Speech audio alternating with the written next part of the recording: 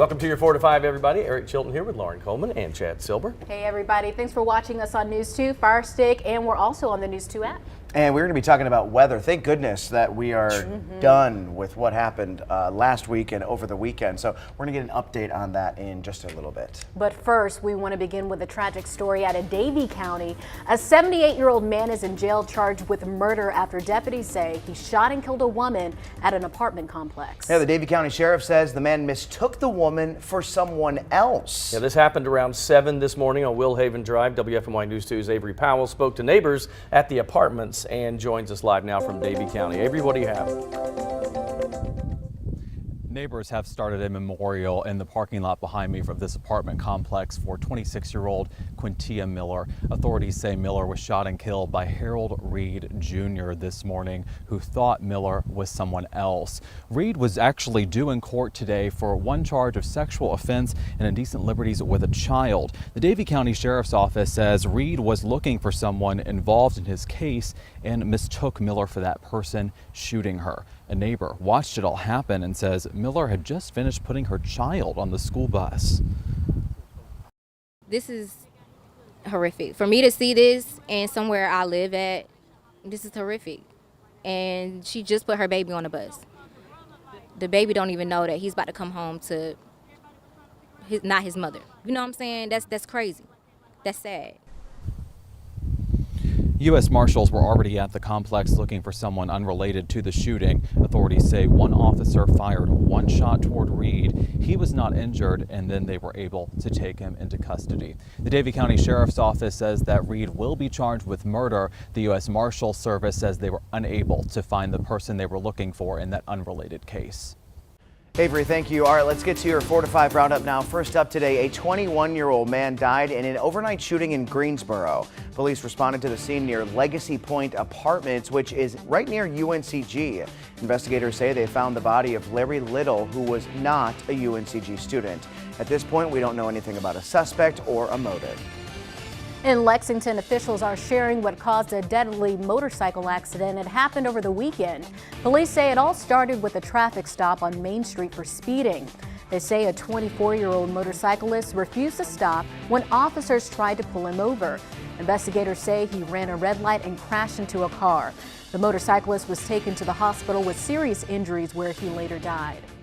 Over in Winston-Salem, police say 2 teenagers are in jail accused of stealing a man's car. Last night, officers responded to a robbery call on Lasley Drive. When they arrived, a man said he had asked 4 teenagers for help changing his tire. And after, they asked him for a ride, but instead, police say the teens stole his vehicle. Police located 2 of the teenagers in the stolen car later that night on Carver School Road, but the teenagers tried to drive away. After a short chase, 2 of the suspects were arrested. They also found a gun at the scene. Police are currently searching for the other 2 teenagers. Well, while Hurricane Ian is no longer a threat, the road to recovery, that is just beginning. In only a couple of hours, Hurricane Ian caused catastrophic damage in Florida. Flooding coupled with heavy rain, wind gusts severely damaged neighborhoods, businesses, and roads. And in some parts of Florida, flooding is getting worse. Some are having to use boats to get to their homes. At least 82 fatalities are confirmed in Florida and 4 in our state. Search and rescue are still being conducted as we speak. The death toll is expected to go on the increase. As a new week begins, more than 500,000 Floridians remain without power. Huge numbers here. Right now, thousands of utility crews are assisting in Florida to restore electricity, and officials fear full restoration could take weeks or possibly months to complete. Meanwhile, here at home, some people in the Triad have not had power since Friday. Duke Energy says it's actively working, of course, to make repairs. Many of those outages should be fixed by tonight. And now that the storm has passed, people from Florida to the Carolinas beginning the cleanup process. According to FEMA, more than 150,000 people have applied for FEMA individual assistance. And today, President Biden is heading to Puerto Rico to tour damage from Hurricane Fiona. Then on Wednesday, he will visit Florida to get a first-hand look at the destruction caused by Hurricane Ian. For the most part, North Carolina's coast was spared from the storm's wrath. Last Friday, the storm made its second landfall off the coast of the Carolinas as a Category 1 hurricane. The storm didn't cause catastrophic flooding or damage like it did in Florida, but in Myrtle Beach, high wind gusts were an issue. Heather Brooks owns a home in Myrtle Beach, but luckily she says there wasn't a lot of damage. All in all, Brooks says it was a big inconvenience, but she did share some advice for what to do the next time hurricanes threaten our coast. Just stay inside. Make sure all of your lawn equipment outside is put away, chairs so nothing gets damaged that way, grills. Just stay home. If you're very close to the beach and you own a home, just lock up the windows and just stay home. WFMY News 2's Ben Briscoe here. When our power at my house went out during Ian, the microwave, it did not work. The air fryer, no. But we could still cook because of our gas stove. I was so thankful to have it. However, new Consumer Reports studies show in most cases, electric stoves are now outperforming gas counterparts, saying the electric stoves were able to get to a higher heat a lot faster. This got me thinking, guys, do you prefer a gas or an electric stove? Well, I've only had electric stoves. I didn't grow up with a gas stove. I don't have one now, so I'm gonna go team electric. Because we have gas now, and then same thing. When we have power outages in the past, we can still cook if we have to. I have never had a gas stove outside of camping, and so I don't really have a strong preference. Something about the gas stove kind of scares me a little bit at first. I think it's the open flame. Right. You're like, oh gosh, I gotta be really careful. But now that I've gotten used to it, I really like it. I feel like it's faster. Yeah, learning about this, when I buy a home, that might be something that I'd want to invest in, because I did lose power for 24 hours on Friday and I wasn't able to cook anything. I will tell you though, it did not start automatically because the igniter part is still electric. So I had to start it with a match. Yes, right. Yes, I forgot about that. Well, okay, even if you like the gas stove better, it turns out that that could be a problem for you in the future. Here's why. About 80 local governments have passed laws requiring or encouraging new homes and businesses to use electric rather than natural gas appliances. Burning natural gas in these settings accounts for about 13% of U.S. greenhouse gas emissions, the largest component of which is methane, which is 80 times more potent than carbon dioxide at warming the planet. At this home, researchers from Stanford are studying the impacts. They say gas stoves produce planet-warming pollution equal to 500,000 gas-powered cars each week. Natural gas can also raise levels of nitrogen dioxide in homes, potentially causing respiratory issues, including asthma. It took about 6 minutes for the nitrogen dioxide level to reach that EPA threshold. These pollutants really do have negative effects on our health. Natural gas is safe, it's affordable, it's clean. The Natural Gas Association disagrees with Stanford's findings. It says it's working to reduce emissions and that most consumers can't afford thousands of dollars to switch to electric appliances. So at the end of the day, this is a very expensive proposition for very little environmental gain. And that's why the debate over these little blue flames is so hot. After a wet, windy, and chilly weekend, we're starting to see some slight changes in the forecast, that sunshine being one of them. That's why our radar is completely dry. When I widen this view, though, you're seeing the remnants of Ian bringing some heavy rainfall to portions there of New Jersey, even talking Pennsylvania and Maryland. So the extent of Ian is still impacting someone, not looking at a destructive storm as was down in Florida just last week. We are just now looking at some rainfall in breezy conditions. As this area of low pressure wraps around, we're getting breezy conditions for your Monday. The clouds are starting to push away, but the chilly temperatures, well, they're sticking with us. Now, high pressure is going to settle in for this week, making for a pretty boring forecast, which I love to see after a messy weekend like we just had. Not expecting much of any activity. In fact, the main thing we'll talk about that's changing over the next several days is the temperatures, and it really won't get too much of a change. We're going to be staying in those chilly digits all throughout the week. We're going to be warming up day by day, but not reaching back to the uncomfortable summertime heat. We're still going to be around those 70s, and then some folks back down into the 60s as we go into next weekend. So high pressure is the main story, keeping the weather pretty inactive. Tonight, temperatures are going to fall down into the 40s. Some folks maybe a upper 30, and we'll be clearing out with those clouds staying quite chilly. As we head to break, don't forget about our Friday Football Fever Game of the Week. Last week it was on Thursday due to the hurricane, but this week we're back on our regular schedule. You can cast your vote by going to our website, finding the Game of the Week poll. It's right there on the homepage. There are 5 games to choose from. You can vote as many times as you'd like, and that poll will close this Wednesday at 5 p.m. We'll be right back.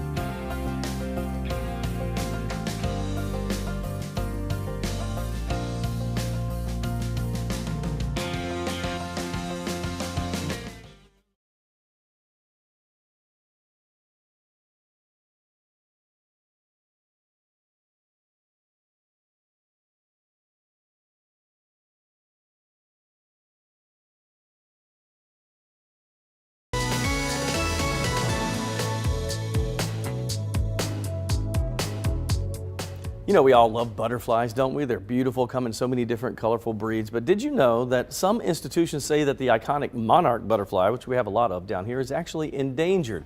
Well, thanks to the Cole Family Monarch Conservation Center, that's at the Greensboro Science Center, you can be a part of saving this beautiful creature. The staff also tagging the butterflies and releasing them, all in the name of research. As you can see, we do have a lot of monarch butterflies flying around in this space. It's really special for people to get to experience monarchs. They're a large butterfly, they're iconic, they're brightly colored. They are just sort of magical in their own way. And being able to take care of them and see them through their different phases of life is incredibly gratifying. Monarchs that have multiple life cycles throughout the summer, and at the end of the summer, that final life cycle is the one that makes its migration to Mexico. We've had the pleasure of getting to see them through all those life stages, and we're now at the point of saying goodbye so they can take that journey. So, and you saw that. That's the great thing about this exhibit. You can see all the different stages of their lives. It's an incredible live science exhibit that's perfect for families. So the monarch will actually hang on to the remains of their chrysalis, and you'll see that their abdomen is huge and very swollen. And slowly that abdomen shrinks, and as the abdomen is shrinking, all the fluid inside of them fills their wings, and their wings slowly expand. Once they've expanded, we take them out into the garden, and then they get to join the other butterflies that are out here and enjoy the nectar and each other's company.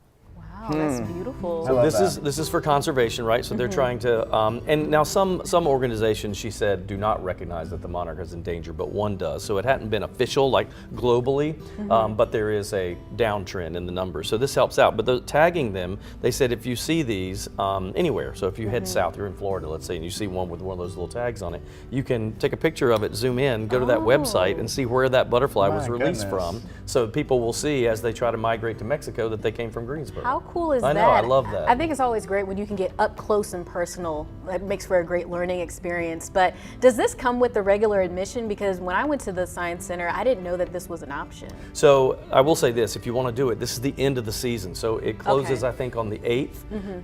Don't quote me on whether there's a charge. I don't think there is for that, but you go inside it. It's a netted enclosure with no natural predator, so they really do well, and then they'll release them all. So. And I think a lot of that was closed during the pandemic, Yes, it too. was. So if you had just gone, you weren't able to go. So that's into probably it. why Yep. I didn't see it. Oh, awesome. You got 5 more days to check it out. We'll be right back.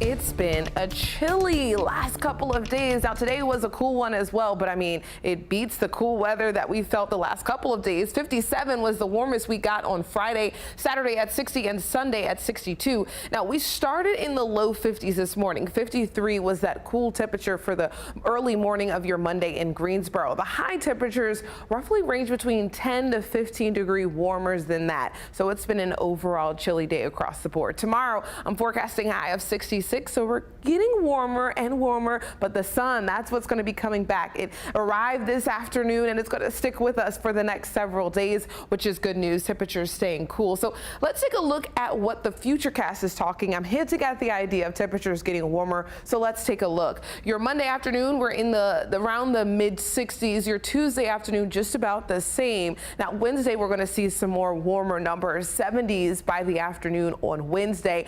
Thursday, just about the same again in the 70s. And then your Friday, we're even getting warmer than that in the upper 70s. So that's good news for folks who are like, I need a little bit of warmth. Obviously, all of these temperatures you can see are below average, that average temperature being 75 degrees. So you can see it's very cool for the next several days. Now you see there's no rain chances on the entire 7-day. So it's going to be a dry 7-day, but a chilly one. So you can bundle up for those Friday night games, but you won't necessarily need the umbrella as temperatures stay in the 70s and the rain chances stay away.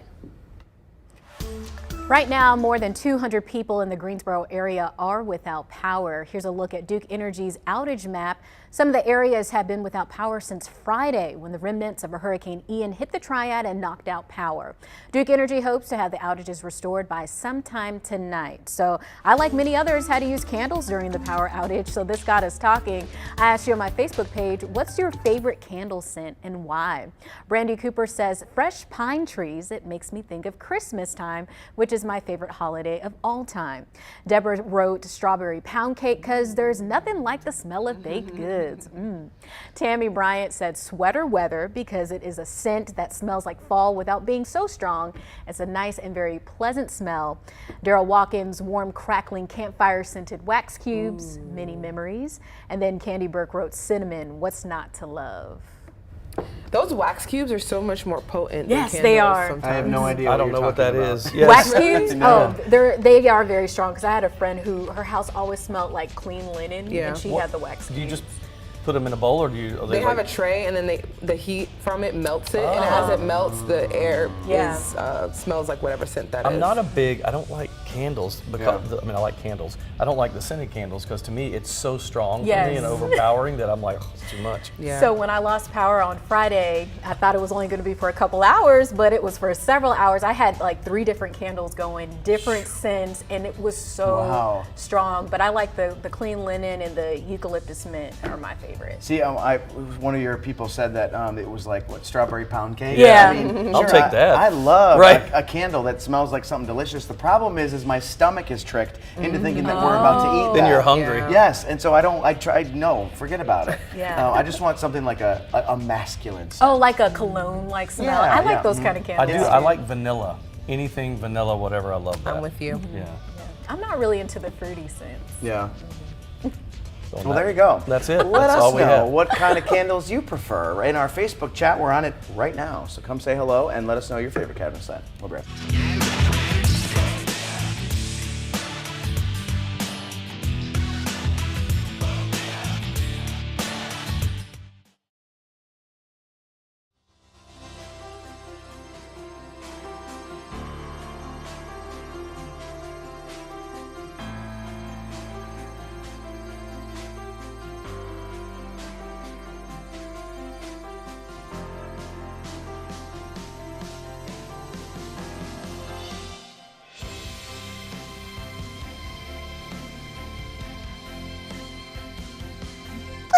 Hey there, hey there, Facebook. Hi, Book of Face. Book of Face, the Facebook. Do you guys remember? Were you on Facebook when it started and hey, it was look called at thanks. thefacebook.com? Yes. That's right. Thefacebook.com. I didn't qualify for I the forgot about Facebook. that. I didn't qualify I either. wasn't in college yet. So listen to this. We had the same battle, but on other ends of the spectrum. I was out of college, and you had to have a college Yes. email address. Yes. And so I couldn't join because I was too old, and you were too young. Yeah. That's funny. And then I remember when they opened it to everyone, my sister was like, this is for us. Like, this isn't for Yeah. everybody. Well, it stayed that way, didn't it? And now everybody's parents and grandparents are on it too. My yeah. kids make fun of me for being on it all the time. So Melita said her favorite candle scent is balsam and cedar. It smells good. Interesting. Close runner-up is pumpkin spice. Nancy says eucalyptus mint drops in my eucalyptus humidifier. mint is my favorite. Ooh, and then I have one of those Melita too. also you said, see that? have you ever smelled bacon-scented candles? What? Yankee Candle used to have them. I think That's a we little might too have done a reader about that before, like a talker. See, but then that's another one of those things where it's like my stomach gets tricked into thinking we're gonna eat it. And I so don't it's want like- my house to smell like bacon. Yeah, I not- mean, if I'm House cooking does bacon, smell like bacon. Yeah. You don't even Right. want your house smelling like bacon. yeah, I Not all don't. day. I like Yeah. the smell of bacon, but not, that stays in your house for like 2 days. Yeah. It's good to wake your kids up from, or like because I remember yeah. when my parents used to cook. I'm like, Yes.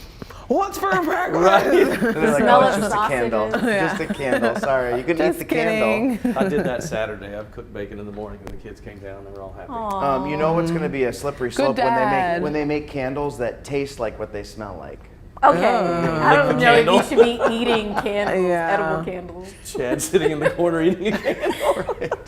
All right, Facebook. We'll be back.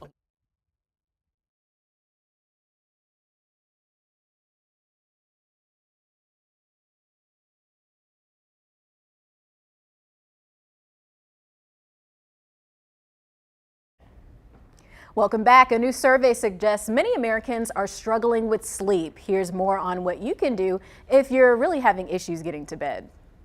Gina Fiorino is a busy, full-time working mom. The 44-year-old says it's not easy to get to sleep. I spend a lot of time trying to wind down. My brain does not slow down as fast as I probably would like it to. Nearly 1 in 5 Americans report struggling to fall asleep at night.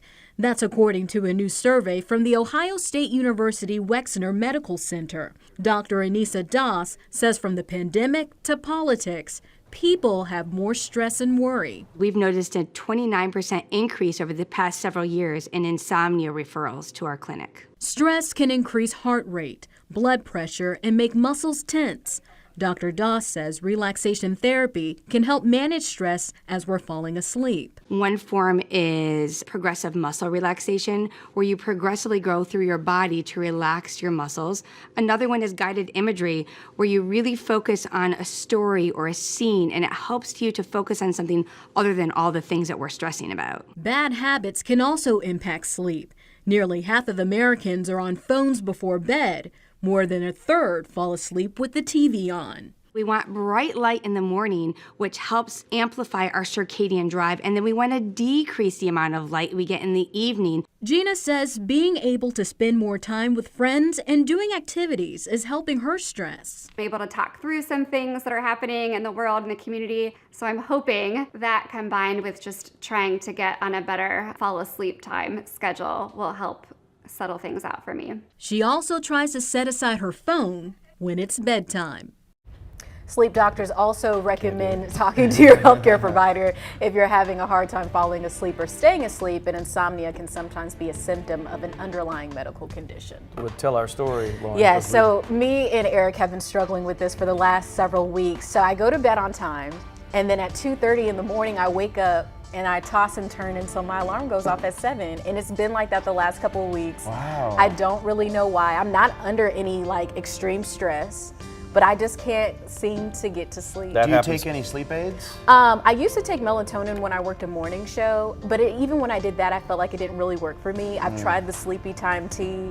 It's just, it's not working. ZQL works for me. Okay. I do take that occasionally, but I do the same thing because I'll wake up at 3:30 for some reason and I never go back to sleep, and I can tell my brain is in overdrive. As soon as I open my eyes, I'm like, here we go, and I'll just get up and go do stuff because I get up at 6 normally. Yeah. So. I'm the king of sleep aids. I take them often. Okay. Not every night, but I mean, I've got some that are more melatonin, more natural, and then I have some when I just need to get a good night's sleep. They just knock Take me a Tylenol out. PM or ZQL is that's crazy. Yeah. But Because you sometimes, take I mean, I when I need my sleep, I need it. Yeah. This guy sleeps more than anybody. You can We do should 10 have put hours his in a row, Sleeping can't you? Beauty picture up. Or the Gosh, graphic God. producers, do we have that? No, we don't. We don't have it. We have to go to break. We'll be right back.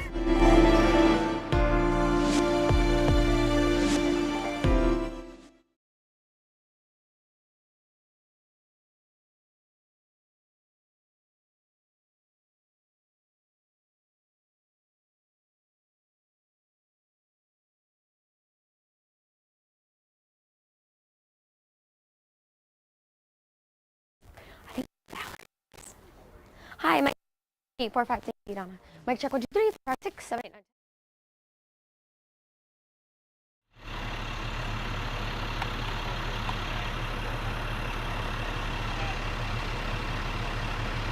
9. Sorry, there's a check 1 2. This home has been owned by the Hux family for about 35 years. The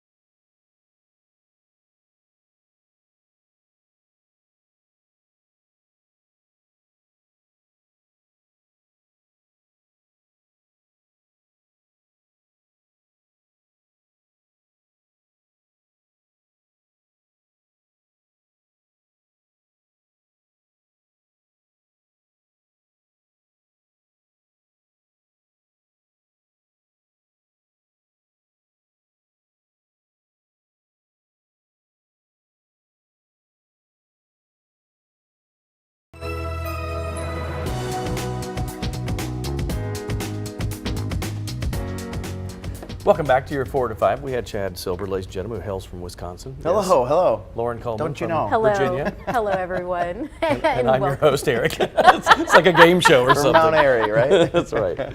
Thanks for watching us on News 2, and we're also on Fire Stick, Roku, and you can also watch us on the News 2 app. And no surprise here, we're talking about Christmas shopping. I know that it's only the first couple of days of October, but there's a reason for it. So we're going to be talking about that over the next half hour, so stay tuned. But unfortunately, we have to talk about a really wild story out of Davie County today. A mistaken identity has led to the death of a woman there.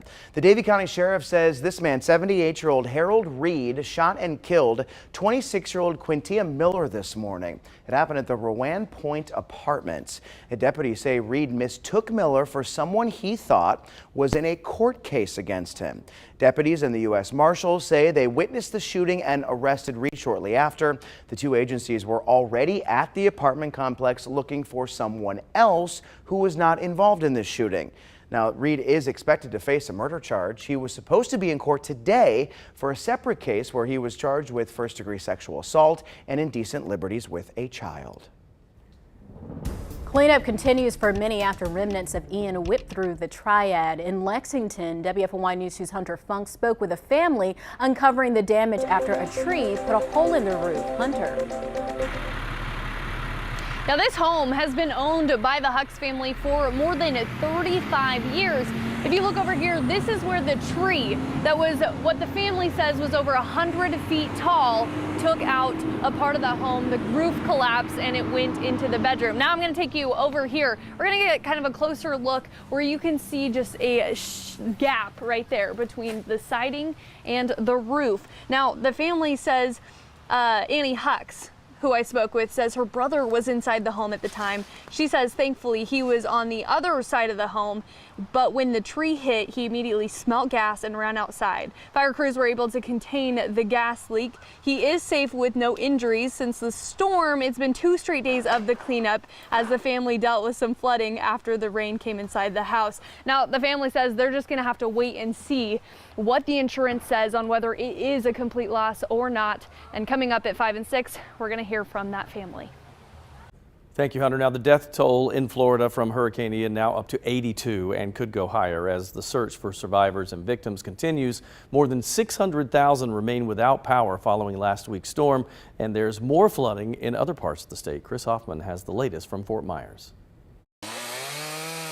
As cleanup efforts continue in Fort Myers, Florida, residents are still coming to terms with the massive damage that Hurricane Ian inflicted. Kitchen's got to come out, the bathrooms are all got to come out. It's a complete redo. I was just devastated seeing what was happening to the property. It was hard to comprehend. Before and after satellite images show the scope of the destruction.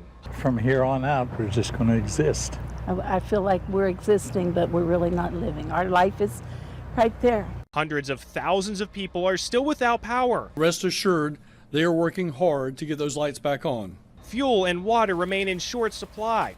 State officials are now defending the timing of evacuation orders in the Fort Myers area that some say didn't come soon enough. It was a situation where those folks at the local level, as that storm started to shift, then they took that data and then they acted appropriately. The destruction is still everywhere in Fort Myers Beach, Florida, from boats landing on buildings to other structures just left as rubble. I fell off the roof over there, and one guy almost cut his thumb off, but everybody made it through. Everybody made it through okay. Sean Shelton rode out the storm on a shrimp boat, which is now in a pile of debris with other boats on Fort Myers Beach. Where do you even begin to pick up the peak after this? Where do you even start? I don't know. We're having a meeting. We're going to try to figure out what we're all going to do. In some parts of Florida, the danger from flooding isn't over. I can't get out, and I prayed. That's all I know how to do is pray. Homes are flooded in Deltona, in the central part of Florida, and there's a voluntary evacuation in St. Cloud as water levels continue to rise. Those are some painful stories to hear as folks continue to oversee the damage that Ian has left behind in parts of Florida. Here at home in the Triad, power outages was the main story with a lot of those strong winds that pushed through as the remnants of Hurricane Ian, that powerful hurricane, crossed over into the Carolinas. This radar is showing dry conditions now as what's left over with Ian has shifted well to the north and east. You can see this heavy rainfall as it swirls in, bringing continuous heavy rain to New Jersey Jersey, Maryland, southern portions of New York and Pennsylvania and Maryland. So you can see the rain is still there. This area of low pressure spinning counterclockwise, bringing in a breeze to our area through our Monday. Those winds will be dying down as we go through tonight. The high pressure, though, sticking with us for most of this week, making for a very boring forecast, which is great. After a busy weekend of weather, it's nice to not have no more rain chances expected in the 7-day. More details on Ian to come. All right, since we are seeing the return of the sun, thank goodness, I asked you on Facebook to tell me what's your go-to activity after a long rainy period leaves us. Judy says sitting on the porch with my dog, which I don't think I'll be doing too much now, probably talking about it getting cold. Paul says relax in a rocking chair on the porch and watch the world go by. Carol says to take a walk at Triad Park. I do like that place. Ernestine says mow the grass. I don't know if that's relaxing for me or not there. Bill says wash the car. Bill, you're invited to my house anytime. As long as you wax it, right? I love a good, like a car wax. Me too. I don't do it myself. You pay for it. I don't even do that. I don't even do that. Have you ever done it by yourself? No. I have done it back when I was funny. When you get your first car, you know, and it's probably the worst car you'll ever have. Right. And I used to wax that thing down. Really? It was like an old Volkswagen Rabbit. I thought it was the But you were coolest proud thing. of it. I was. That was my little ride. So. And going back to the lawn mowing, don't people say the people who have the riding lawnmowers that's like relaxing? They enjoy that? I have a riding lawnmower, and I do like that. Headphones or earbuds, whatever, and listen to music. That's not bad for me. My parents, I think they just like to punish us. They did not get a riding lawnmower until we graduated. Until their built-in labor was gone. Right, yeah, That's they're like, funny. okay, we better get one of those riding ones. I've had one for a while now, and it's just now starting to fizzle out. And now that the twins are gone, it's like the same thing. I'm like, Tyler's not quite old enough. Might have to get somebody to help. Hey, Drew, here. you want to help Daddy out? Right. That's funny. All right, so the Carolina Classic Fair is underway with beautiful skies today. They opened 2 hours early for school day, and students preschool through 5th grade got in for free from 9 to 2 to enjoy all the festivities. Teachers and students receive free popcorn, carousel rides, and educational activities. It's a great day to come to the fair, and the weather is beautiful, and the rides are super fun. Yes, absolutely. You like the fair? Yeah, because we have so many rides that are fun, and that they're really, some of them are really scary, and there's many games that you can play. Glenn High School and R.J. Reynolds High School students perform for this special day. The fair is normally open from 10 to 5 on weekdays and 11 to 11 on weekends. You can still go until October the 9th. Another bump in the road for the Carolina Panthers. A tough loss at home against the Arizona Cardinals yesterday. WFMY News 2's Amanda Ferguson has some of the biggest takeaways from game day. Well, the big story when it comes to the Panthers-Cardinals game, this guy. Baker Mayfield threw 2 interceptions, had 5 batted down passes, could not get the offense going, and hasn't been able to all season. Third down's a huge issue too, especially in this game. The Panthers only converting 2 of their 10. It's really bad. We need to run the football more. That being said, it's hard to run the football when you're as bad as we were on third down. We have to fix third down. I've been saying it for a couple weeks. It hasn't happened, so trust me. But it's the football part of it, right? Like, we ran the ball the first play, the second play it's 3rd and 5, and then they sack us on 3rd and 5. And then come out the next drive. So if we can convert and stay on the field, then I think there's a lot more ability to run the football. They were a team last night that they brought the safeties. They were going to try to stop the run because that's what we do well. And to me, we have to be able to counter that. It's really ugly out there. It is. Has been. Still continues to be. I asked you earlier, how do you feel about having to keep reporting on the team losing, almost week after week? It's hard. It's hard. Yeah, it's very because hard. you so badly want that excitement of the win, and I really think that I'm kind of with Chad on this. I'm not going to come down too hard on Baker, although he's playing horribly, but I'm not going to come down too hard on him yet. But I do think Matt Rule is really under the magnifying glass. Well, they keep saying we're close. So I, as someone who covers this team, I have been waiting to see that moment. Let's see that spark, that turning the page, and that's not happening. Hasn't happened. I was there yesterday, and it was just very boring. And you know, a lot of the fans. No, it's true. I was about to ask you what that was like. Yeah, and I was there as a fan, and you know, so you're kind of engaged with the other people around you, and I mean, there's always that excitement at the beginning, but then by the end, I mean, so many people left. There was 9 minutes left in the fourth quarter. I always They were wonder, walking out. as someone who is a diehard fan, you know, like, you know, I'm for the Panthers or whatever team it is, and they're a team that's constantly losing. How do you keep that momentum going to keep I mean, I'll cheering never stop game watching. after game? I mean, and get excited about it. The same way I'm about Carolina. I will always watch and hope that chance is there, but it's frustrating. And that's the difference between a fair weather fan, right? Yeah, that's right. Who is an actual fan. I mean, it's easy to ride the highs when you're riding the highs, but it's, you know, it's another thing to ride the lows when they're at the low. A lot of booze yesterday inside Bank of America Stadium. I don't like Are you that. talking about the alcohol or the action? Probably a lot of that a little too. bit of both. Spelled differently. But they were booing Baker bad yesterday. I bet they were. So, do you think this was fans booing him? Oh, or? yeah. But I thought we were supposed to ride the lows. Well, I agree with you on that. I don't think you should be screaming to at it, but you know. Well, Chad said what Chad was talking about is probably the reason that the BOOS were out there. Lots of booze in the stadium yesterday. Well, you know, best of luck to them next time. Well, this weekend the Panthers will have a chance to get back in the win column against the San Francisco 49ers. You will be able to watch the game at Bank of America Stadium right here on News 2, your official station for the Carolina Panthers, and it will be their last home game for a while, so you won't want to miss this. Kickoff is at 4:05 next Sunday.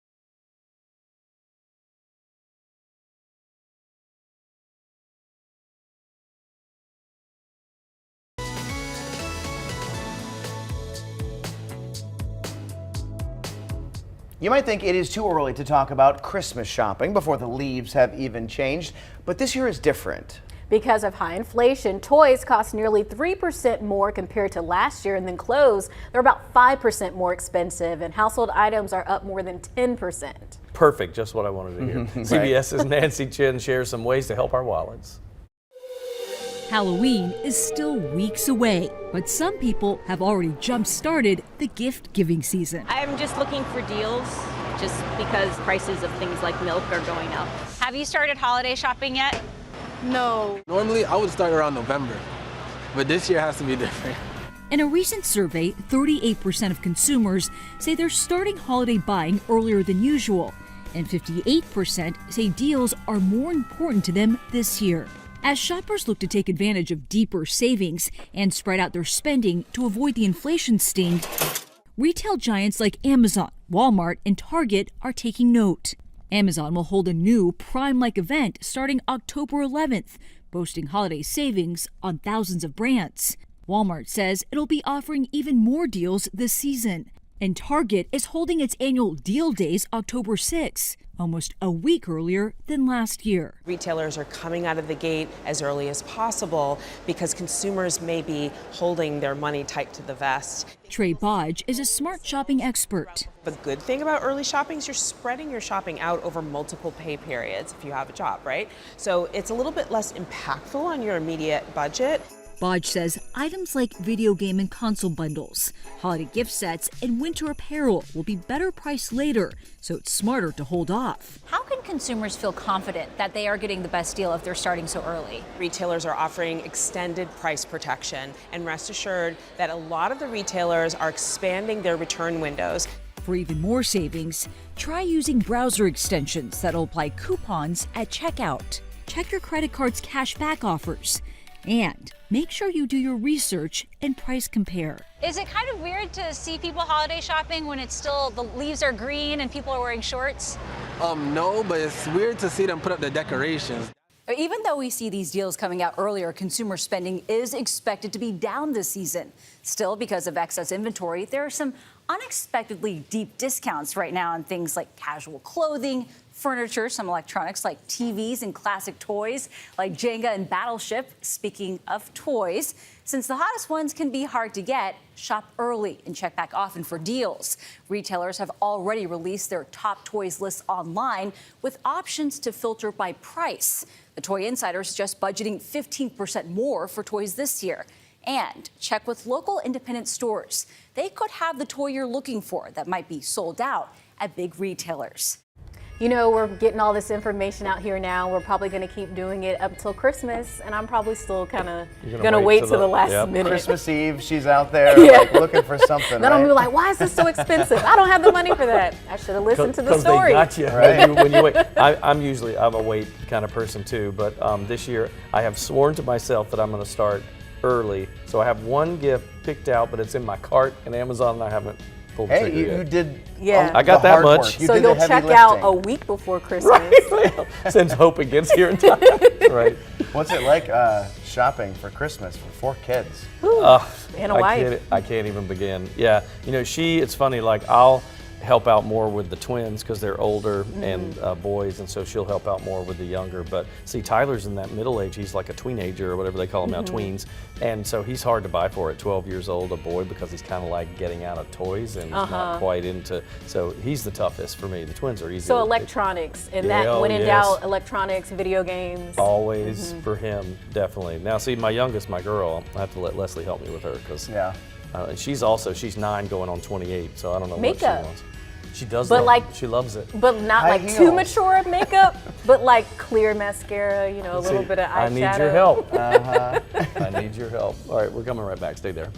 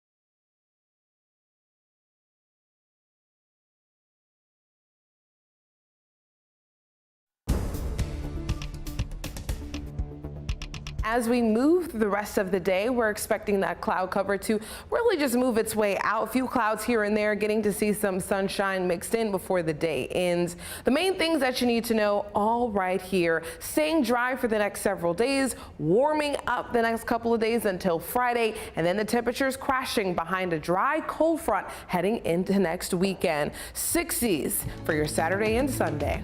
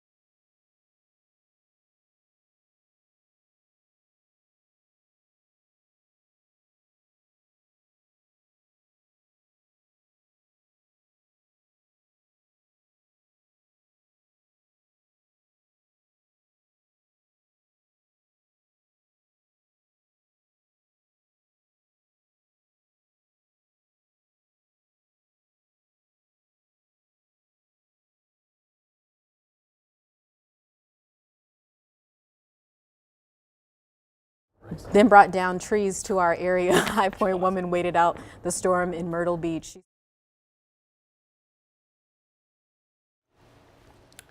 I don't want to alarm you, but we have pumpkins in the weather garden. 1, 2, 3, 4, 5. Hey, check 1, 2, 454 right now, people.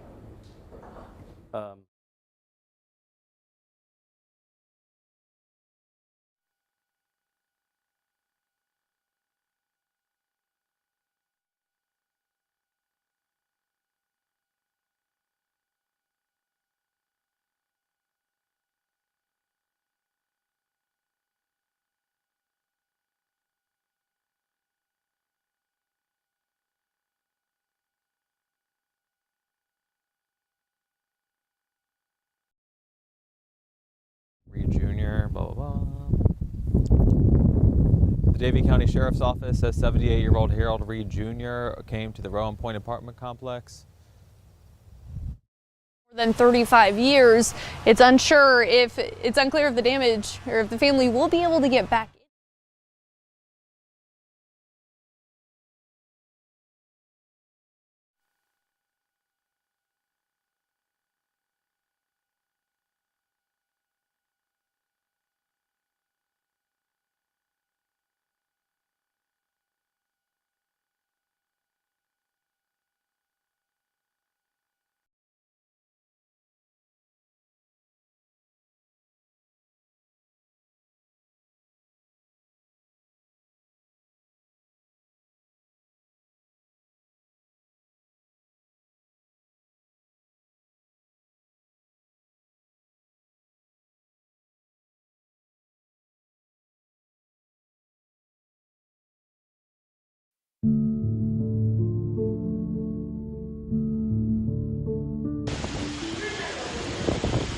As Hurricane Ian ripped up the East Coast, I monitored every move on social media.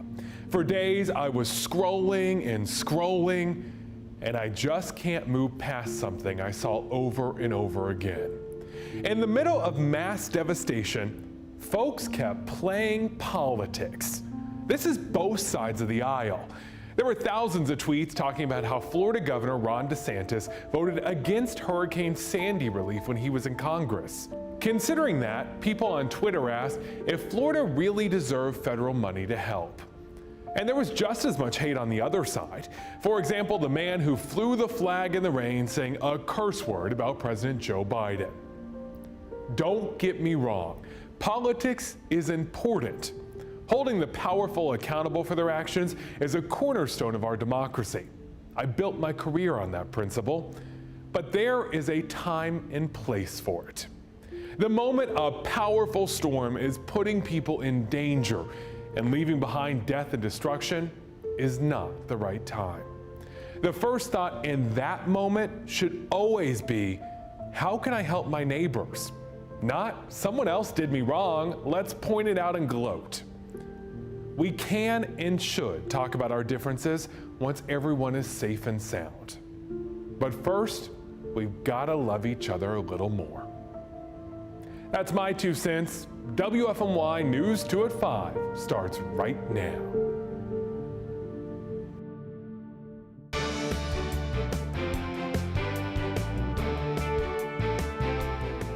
A man faces murder charges after the Davie County Sheriff's Office says he shot a woman at a Moxville apartment complex. Yeah, police say that shooting happened at the Rowan Point Apartments along Willhaven Drive. U.S. Marshals were on the scene for something else, just happened to come across the shooting and then took that suspect into custody. News 2's Avery Powell spent the day in Davie County sorting out the investigation and where it stands. Avery, what do we know right now? The Davie County Sheriff's Office says 78-year-old Harold Reed Jr. came to this apartment complex in Moxville looking to stop someone connected to sex crimes charges he's currently facing. But instead, he confused 26-year-old Quintia Miller with that person and shot her. The U.S. Marshals Service was already at the apartment complex on an unrelated case. They heard the shots and went to the shooting scene. That's where an officer fired one shot at Reed. They were then able to take him into custody unhurt. Neighbors tell us Miller just finished putting her son on the school bus. They've now created a memorial for her at the spot where she was killed. The first day she came down here, it's just like we clicked. Like, we've just been friends since then, you know what I'm saying? Like, she always was peaceful, calm. She liked to stay to herself. It was her and her son, that's it, that's all. I can't imagine, how it feels to lose a family member in this such of a situation, an innocent bystander. That bullet never had a name for, her name on it. Reed was due in court today for those sex crimes charges he was facing. Now he'll also face a murder charge. No word yet on when he'll be in court on that. Avery, thank you. Lexington police say a man died after running a red light and crashing into a car on Main Street. The 24-year-old was driving a motorcycle when he crashed. EMS took him to the hospital where he later died. Officers say the driver was speeding and a patrol car was about to try pulling him over when this crash happened. Police haven't shared the victim's name yet. More damage from Hurricane Ian popping up across the Triad. A Lexington family saw a tree crash right